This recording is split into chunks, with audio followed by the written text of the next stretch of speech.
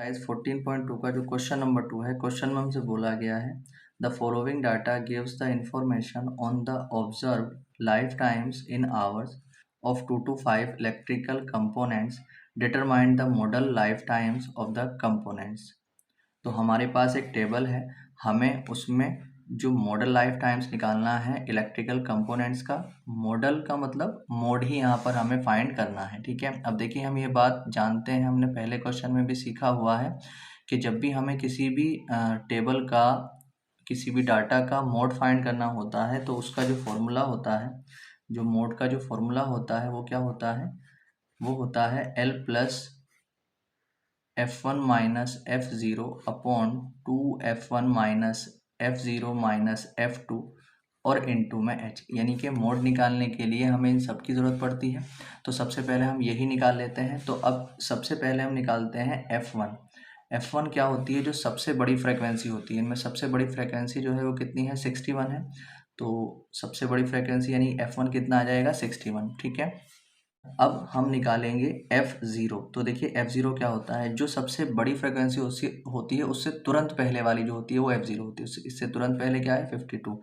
तो F0 हो जाएगा 52। अब हम बात करेंगे F2 की। तो F2 होता है जो सबसे बड़ी फ्रिक्वेंसी होती है उसके तुरंत बाद वाली जो होती है वो F2 होती है, ठीक है। तो 38 आ जाएगा। अब हम बात कर लेते हैं L की और H की। तो L जो आता है, L कहाँ से आता है, मॉडल क्लास से आता है। मॉडल क्लास कौन सी होती है, जो फ्रिक्वेंसी सबसे बड़ी वाली होती है उसके सामने का जो क्लास इंटरवल होता है वही मॉडल क्लास होती है, ठीक है। यानी जो है उसी में से जो है हम L निकाल सकते हैं। तो L कौन सा होता है, जो लोअर लिमिट होती है। जो लोअर लिमिट और अपर लिमिट होती है क्लास इंटरवल में, तो जो लोअर लिमिट होती है उसी को हम L कहते हैं, ठीक है। H कितना होता है, जितने का इनमें डिफरेंस चल रहा होता है। तो इनमें डिफरेंस कितने का चल रहा है, 20 का। तो यहाँ पर डिफरेंस कितना है, 20। तो H इज इक्वल टू 20 आ जाएगा। अब हम इसका मोड फाइंड कर लेंगे। तो जब मोड इसका फाइंड करेंगे तो L कितना है हमारे पास, 60, और प्लस F1 हमारे पास कितना था, 61, और माइनस F0 हमारे पास 52, और अपॉन में 2 मल्टीप्लाई F1 हमारे पास कितना है, 61, माइनस F0 कितना है, 52, और माइनस F2 हमारे पास है 38, और यहाँ पर मल्टीप्लाई में H हमारे पास आ जाएगा 20, ठीक। इनकी जब हम कैलकुलेशन करेंगे तो हमारे पास ये 60 ऐसी रखो, प्लस 61 में से 52 जाता है तो हमारा बचेगा 9, और ऊपर मल्टीप्लाई में है 20। इसको मैंने इसके साथ ही ले लिया। नीचे कैलकुलेशन करेंगे, 2 1 ज़ा 2, 2 6 ज़ा 12 आ जाएगा। और माइनस, जब इन दोनों माइनस माइनस वालों को ऐड करेंगे, 8 और 2 10 कैरी 1, और 5 और 3 8 और 9, ये 90 आ जाएगा हमारे पास। और इसकी इससे मल्टीप्लाई हो ही गई थी।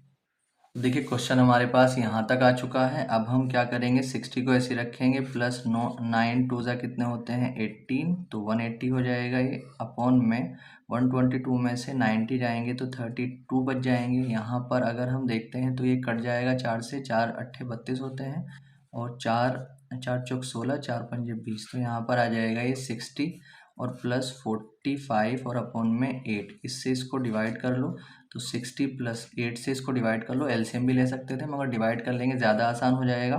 8 से जब इसको डिवाइड करेंगे, 8 पंजे 40 आ जाएंगे, तो 5 बचेगा, पॉइंट लगा लेंगे, 50 हो जाएगा।